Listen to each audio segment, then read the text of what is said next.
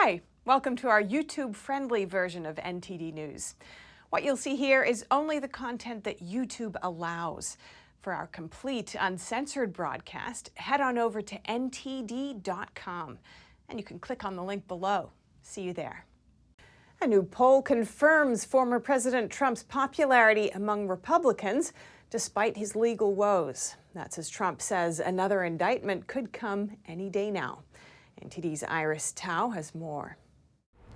Former President Trump has 54% support among likely Republican primary voters, leading Florida Governor Ron DeSantis by a staggering 37-point margin. That's according to a new New York Times and Siena College poll released today, which shows that no other candidate has reached over 3% support.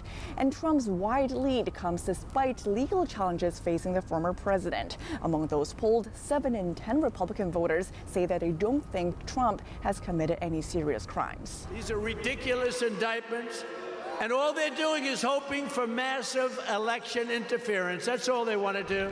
Trump condemning the latest indictments in a rally this past weekend and said today that he expects another indictment to come any day now on charges related to January 6. And that's as the classified documents case continues to escalate, as special counsel Jack Smith added 3 charges against Trump last week and is now going after a new defendant. Back up.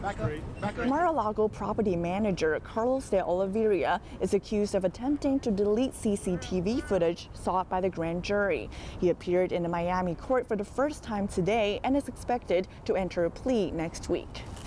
And all this happens as Trump's Save America Super PAC has reportedly spent over $40 million on legal fees since the start of this year. And Trump's team says it's necessary to both combat actions against Trump and to protect innocent people who worked for Trump from financial ruin.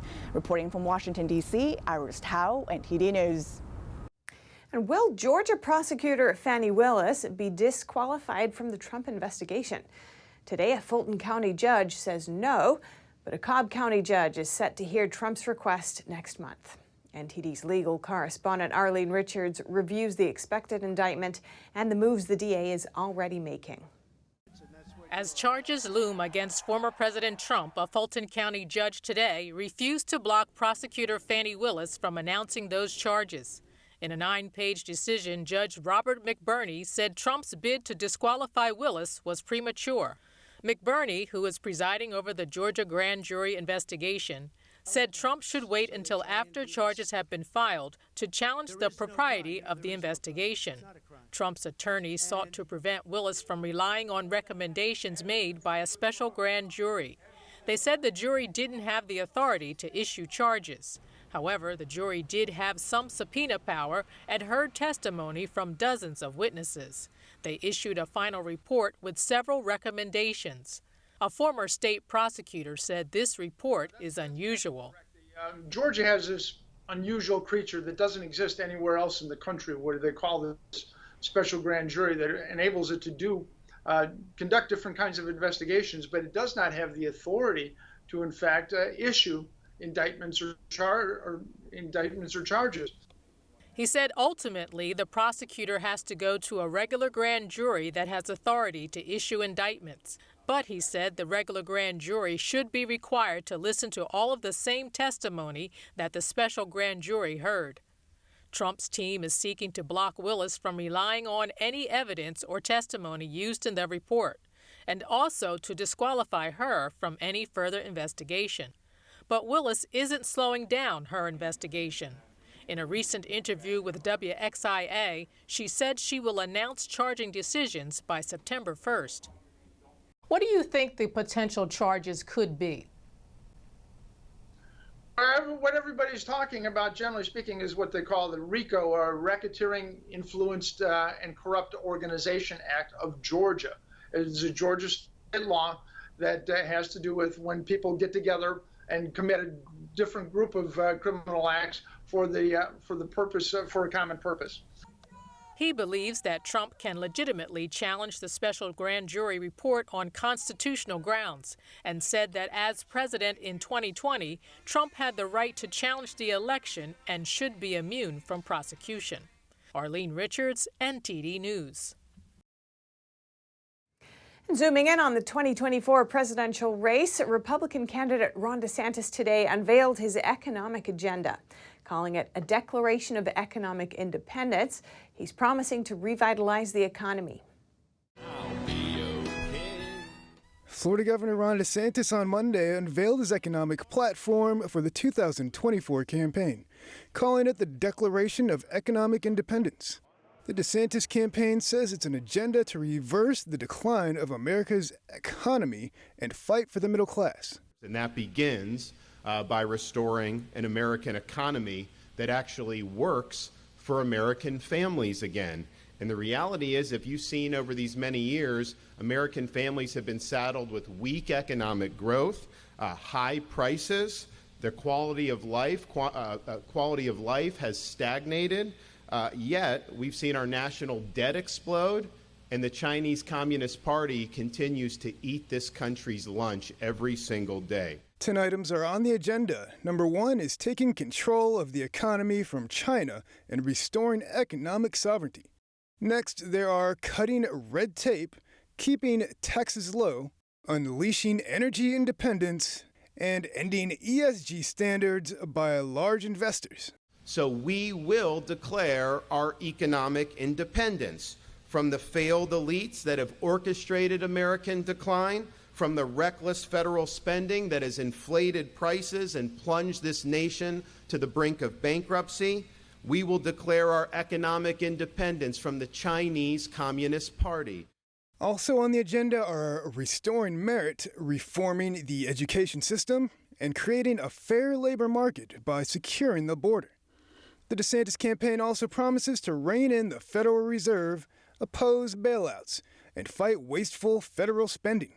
And I want a country where Americans that work hard, Americans that get the most out of their God-given ability, are able to get ahead in this country, they're able to raise a family, and they're able to lead fulfilling and productive lives. The unveiling of DeSantis' economic agenda follows a reset of his campaign and dwindling resources. DeSantis will continue to campaign in New Hampshire Tuesday before heading back to Iowa for more events on Friday. Reporting by Allison Lee, NTD News. And where does our future generation stand on the political spectrum? Recent data shows that 12th grade boys in America are trending overwhelmingly conservative, whereas girls at that age are leaning left. NTD Sam Wang has more. According to a survey from Monitoring the Future, around 23% of U.S. high school senior boys identify as conservatives or very conservative in 2022. That number is nearly double those who consider themselves liberal. Girls, on the other hand, are becoming increasingly left-leaning. From 2012 to 2022, 12th grade girls who hold liberal views rose from 19% to 30%, and only 12% see themselves as conservative. The same trend is also happening among women between 18 to 30. Political views among teenage boys have changed slowly but drastically over the years. During the Carter administration, both boys and girls lean more towards the left. Fast forward through the 1980s all the way into the late 2000s, conservatism began to see its rise in boys, and liberal views only dominated on a few occasions. The politics of young men have remained almost static over the last 2 decades, but the increase of young liberal women is enough to steer youth polling as a whole towards that direction. So where does our youth actually stand in politics? To find out, I spoke with some of them walking by. Liberal, yeah. Conservative. I think I'm more of an independent. I'm going to have to say I'm more liberal. I would definitely say I'm probably more liberal. And some gave me their reasons. It just kind of aligns with the way I think this country should be run. A lot with the Kennedy-esque politics, I think. I suppose I mainly support Democratic candidates because they're generally lean a little bit more economically and socially liberal. Definitely because I support like women's rights and minority rights, and I'm pro-choice. Despite the ongoing trend, most high school seniors claim no political identity. Reporting from Washington, D.C., Sam Wang, NTD News. And next, an Idaho mother who murdered 2 of her children will spend the rest of her life in prison. Lori Vallow Daybed was sentenced to life in prison without the possibility of parole today. The former beauty queen killed her 16-year-old daughter Tylee Ryan and 7-year-old son Joshua Vallow in 2019. She then lied to investigators about the children's whereabouts for months. During the time they were reportedly missing, Vallow Daybed married Chad Daybed, who is still awaiting trial for his alleged role in hiding the bodies. The children's remains were found on Daybed's property in 2020. In addition to the life sentences for the murders of her children, Vallow Daybed was also sentenced to life for conspiracy to commit murder. That charge stemmed from the death of Chad Daybed's first wife in 2019. Illegal immigrants in New York City are sleeping on the street in front of an iconic Manhattan hotel. That says the makeshift processing center is hitting full capacity. The city's mayor today commenting on the issue. NTD's Arian Pazdar has more. Illegal immigrants sleeping on the street in front of the Roosevelt Hotel in Midtown Manhattan. NTD was on the scene getting this footage on Monday. The situation has been looking like this since Friday. The hotel is reportedly being used as a first stop for immigrants. There, they should be processed and then sent to other shelters across the city. However, New York City Mayor Eric Adams last month already said, "We have no more room in the city, and we need help for the federal government." People reportedly wait in this line for 24 to 48 hours before being processed. However, some say they've been waiting for 5 to 6 days. On Monday, Adams commented on the situation. He partly blamed border states who are sending buses to the Big Apple, and the federal government for not supporting the city more and not making policy changes. Eventually, this was going to come to a neighborhood near you, and it is. 91,000 people. We need to allow people to work. And there's nothing more anti-American than you can't work. We need to control the border. We need to call a state of emergency, and we need to properly fund this national crisis. Last month, Adams announced that adult illegal immigrants can only stay in city shelters for up to 60 days from now on. After that, they have to find alternative housing. Now, over the past few days, they endured strong heat and rain for hours. Overnight, the city provided buses for people to seek shelter. A reporter asked Adams on Monday if illegal immigrants might be housed in tents in the future, in Central Park, for example. I can assure you that this city is not going to look like other cities where there are tents up and down every street. The mayor says New York City now has to adapt to the fact that there is no more indoor housing, and that he'll announce next steps on where to house immigrants. Arian Pastar, NTD News. Cash-strapped U.S. trucking company Yellow Corporation has ceased operations and is filing for bankruptcy. This after failing to reorganize and refinance over $1 billion in debt. The move means 30,000 people are at risk of losing their jobs. Yellow avoided a threatened strike by 22,000 Teamsters represented workers earlier this month. The company has 12,000 trucks. Its customers include large retailers like Walmart and Home Depot. Part of the company's debt is a $700 million pandemic relief loan provided in 2020 in exchange for a 30% stake in the Tennessee-based company. And now joining us live to talk about Yellow Corp is NTD Business's Don Ma. Don, do experts expect a wider impact on the economy with Yellow ceasing operations? So first of all, let me just point out that GDP from transport in the United States was over $500 billion in the first quarter of this year. So it is an important sector of the economy. We have to recognize that. And some Yellow Corp customers include large retailers, as you mentioned, Walmart and Home Depot. But White House economic advisor Jared Bernstein said today that the reported bankruptcy of Yellow Corporation does not indicate an economic-wide problem. Rather, Yellow's customers saw this coming, in fact, and shifted their cargo to other providers. So what led to the reported bankruptcy?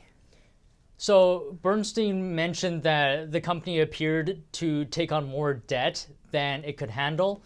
There are also reports that the company failed to contribute to its pension and health insurance plans.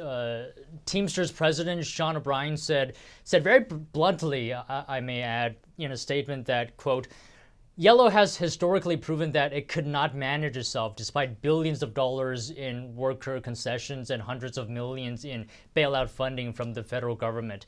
So the company received a $700 million loan from the federal government in 2020. And 3 years later, we're in 2023 right now. And according to its most recent quarterly report, the company still owed the Treasury Department more than $700 million. Some analysts are saying that the company began taking on a significant amount of debt 20 years ago in order to acquire other trucking companies, and that it could have somewhere around $1.5 billion in debt on its books. Now, Yellow Corp is reportedly the third largest trucking company in its category in the U.S. Is there going to be an impact on supply chains? So now, Yellow handles pallet-sized shipments of freights. This segment of the trucking industry is known as less than truckload. The company handled about 7% of the nation's 720,000 daily less than truckload shipments last year, according to some estimates.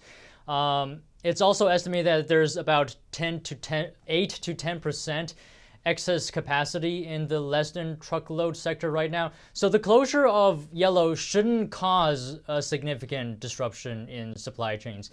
But that being said, it could cause rates to go up for shippers who depend on less than truckload carriers, because it was the excess capacity that sent prices lower. And of course, when you don't have that excess capacity anymore, it makes sense that prices might go up. All right, thanks so much for that update, Don. Thank you. And next, Elon Musk took another big step over the weekend, completely replacing Twitter's Blue Bird with the letter X, moving onward toward his stated goal of creating an everything app. What major obstacles is X facing along the way? NTD's Colin Fredrickson has more. The Twitter bird is now completely gone, replaced with X, one of the letters of the alphabet. What challenges does Elon Musk face as he tries to transform X into a successful everything app? Brands take a very long time to build up, to build trust. It's also to the point that to tweet has become a verb. Business professor Nicholas Creel says the sudden rebranding doesn't make a lot of sense. While the blue Twitter bird is known throughout the world, the X is something completely new. But it's not new to Musk. One of his first companies was called X.com, which was later renamed PayPal. Musk wanted to change the name back to X, but the board opposed it because the letter X is mostly associated with pornography.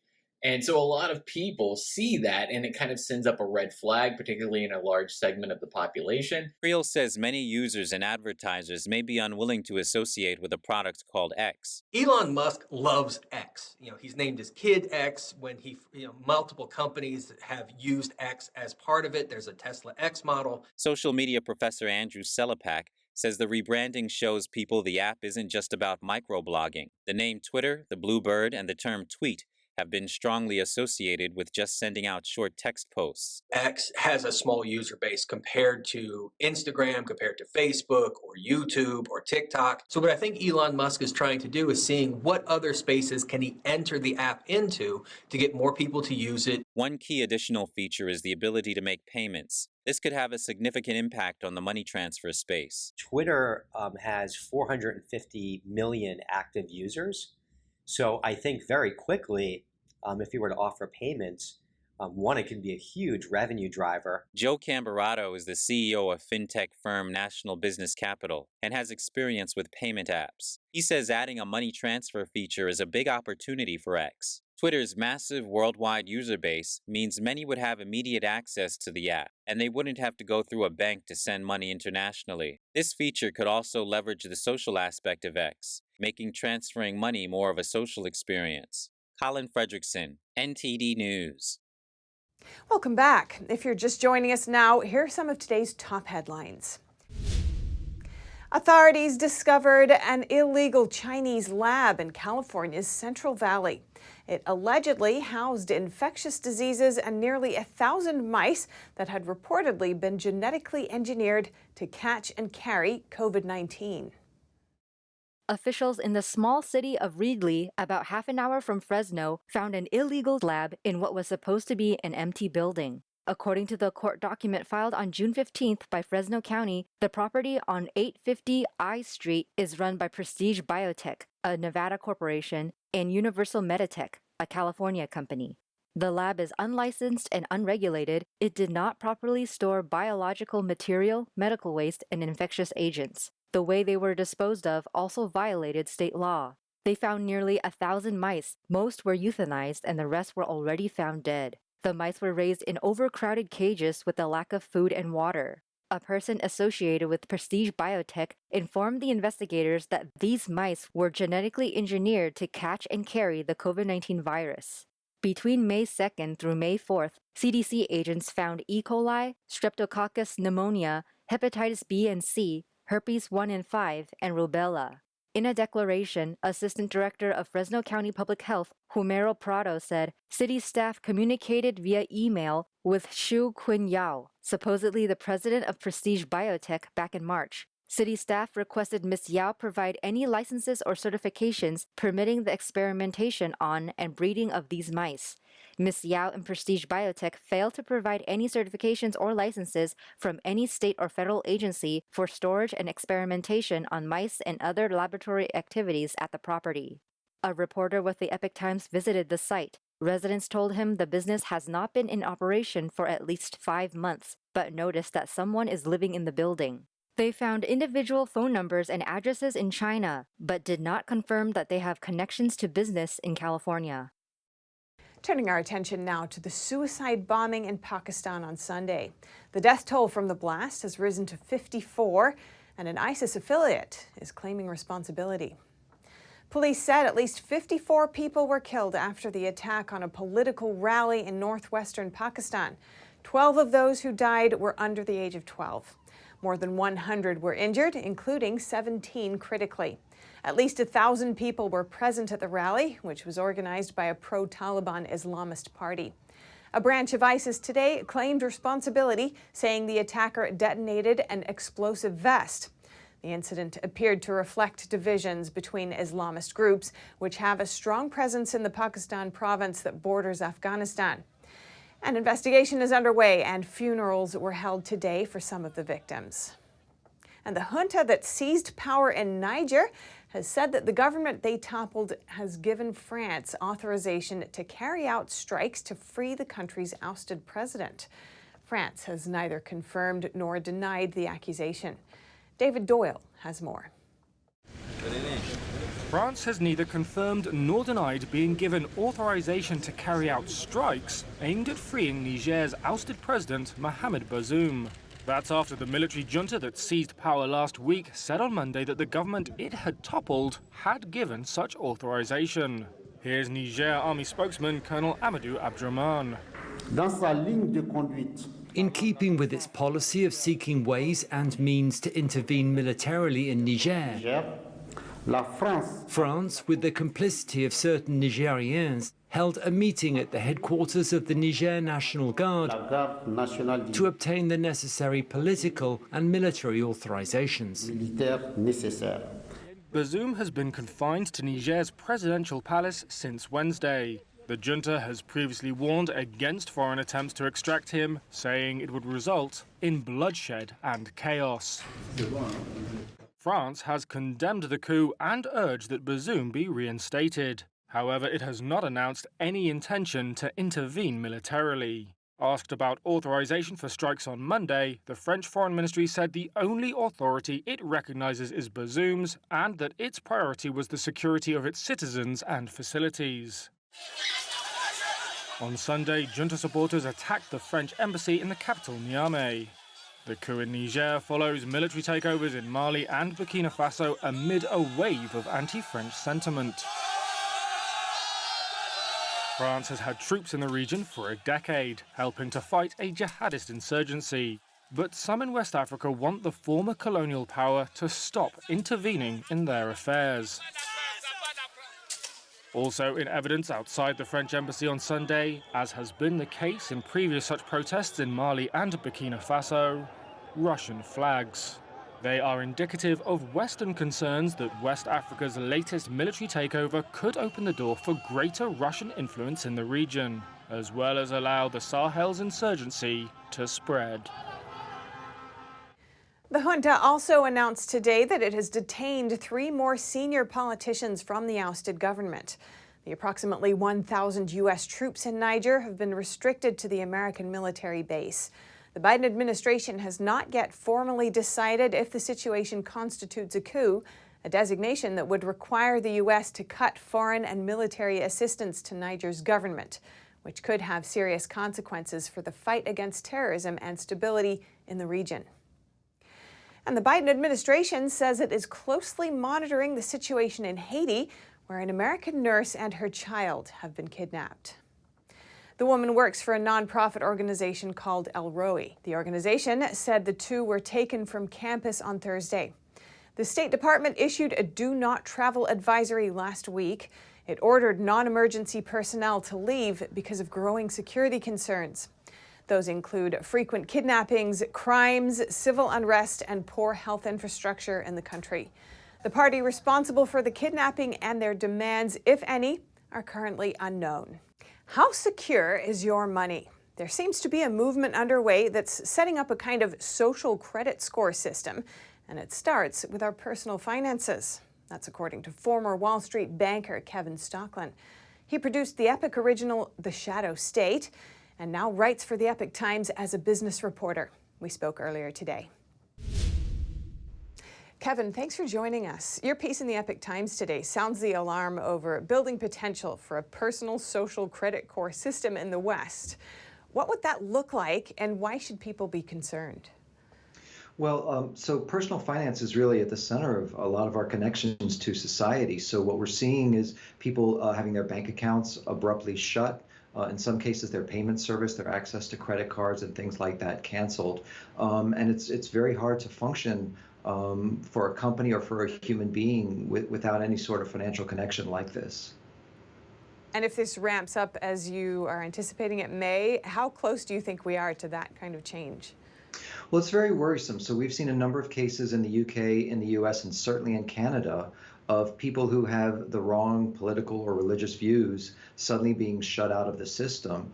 But the concern is that it could go wider. So we're seeing, for example, credit cards that are voluntarily offering your personal carbon footprint, and you can track that by your spending, how much you travel, how much gas you buy, what kind of food you buy.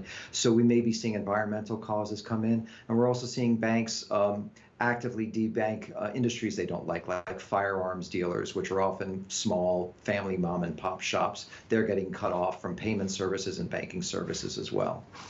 And the green cards that you mentioned, like right now that's voluntary, but your worry is for if that information is then used against people, is that right? Yeah, so the technology is already there. It's been proven. People are using it to track all sorts of aspects of your behavior and your beliefs and what you say and what you buy. In some cases, it's voluntary, like with your personal carbon footprint, but it's easy to flip the switch and make that something that somehow becomes mandatory. Now, there has been some pushback, for example, some UK legislation that you brought up that protects against cancel culture. What have you seen on this front? That's correct. So interestingly, the UK seems to have taken the lead for free speech over the United States. They've had a number of interior ministers and bank regulators when all of these cancellations at Barclays and NatWest came to light. And sit down with the bank executives and say this is not going to happen in our country. They're also looking to pass laws that say you cannot close people's bank accounts without a clear explanation of why, that customers have the right to appeal, and if banks are found to be discriminating because of legally protected religious or political speech, they can lose their license. We're unfortunately not seeing any of that coming out of our federal government, but it seems to be happening in the UK. And so in that case, what can the rest of us here in the U.S. do to protect against this possible change?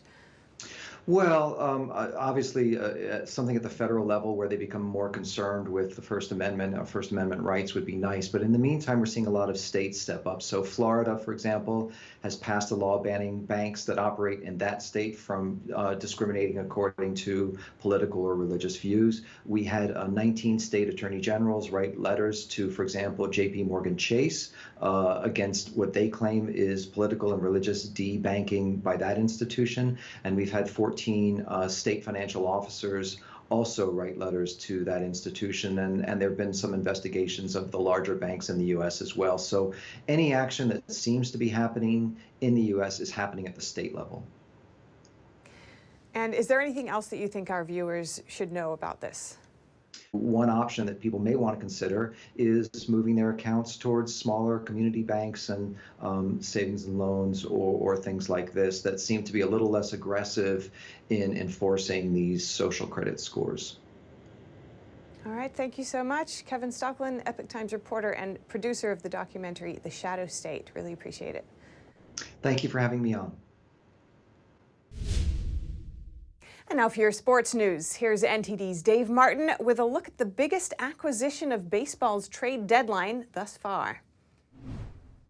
That's right, Steph. Baseball's trade deadline is just 24 hours away, and the team thought to be the biggest sellers, the New York Mets, haven't disappointed, trading away three-time Cy Young winner Max Scherzer yesterday to the Texas Rangers for a high-level prospect. Scherzer is the game's highest-paid player at $43 million a season, though New York will reportedly pay $35 of the nearly $60 million left on his contract, which runs through next season.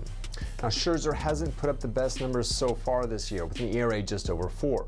But 2 years ago, after he was dealt from the Nationals to the Dodgers mid-season, he got especially hot, going 7-0 in 11 starts with an ERA under 2 and finished third in the Cy Young voting. And in NFL news, Jets quarterback Aaron Rodgers defended current offensive coordinator and former Broncos head coach Nathaniel Hackett after some negative comments about him from new Broncos head coach Sean Payton surfaced in a USA Today article last week. Rodgers said in an interview with NFL Plus, quote, "I think it was way out of line, inappropriate, and I think he needs to keep my coaches' names out of his mouth." Now, last week, Payton called Hackett's 15-game run with Denver last season, quote, "one of the worst coaching jobs in the history of the NFL," and said there were 20 dirty hands around quarterback Russell Wilson's worst season in the league. He also needled the Jets, saying they were full of pomp and circumstance. Now, Payton later apologized for his remarks, saying they were a mistake. The Jets and Broncos are scheduled to play against each other Week 5 in Denver. And for your sports viewing schedule tonight, we have 10 baseball games on, but in addition to that, Team USA plays Portugal in a somewhat crucial Women's World Cup match. The highly favored Americans likely need a win or draw to advance to the knockout stage. The game's in New Zealand, starting at 3 a.m. Eastern Time. And that's it for your sports news today. Steph, back to you. Thanks, Dave. And that's all for today's news. Thanks for tuning in. I'm Stephanie Cox. Good night.